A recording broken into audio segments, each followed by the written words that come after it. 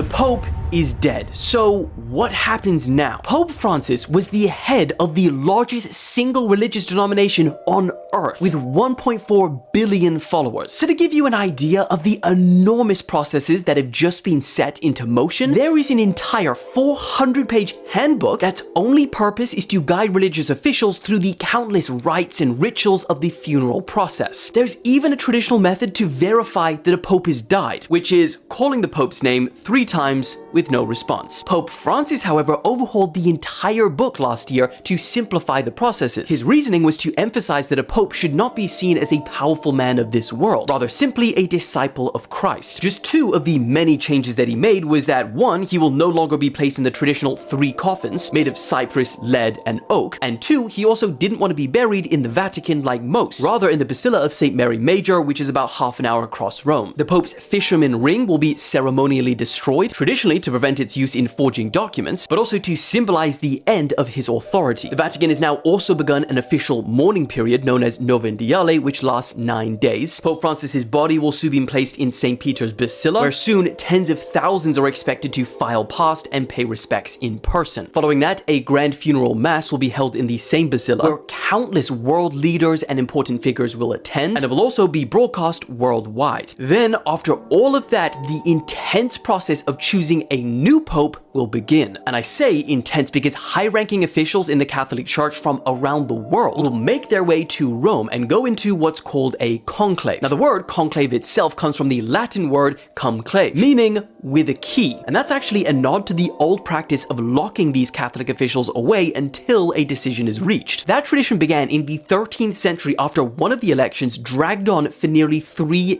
years. So people in the town literally locked them in and removed the roof to hurry them up. And today's conclaves still honor that same spirit of seclusion. Once inside the Sistine Chapel, those officials cut off all communication from the outside world. No phones, no internet, no news, all to make sure that the deliberations are only guided by prayer and discussion. Now, who they choose and why is even more interesting. So I've made an even longer video, and that'll go up on YouTube this evening. See you there.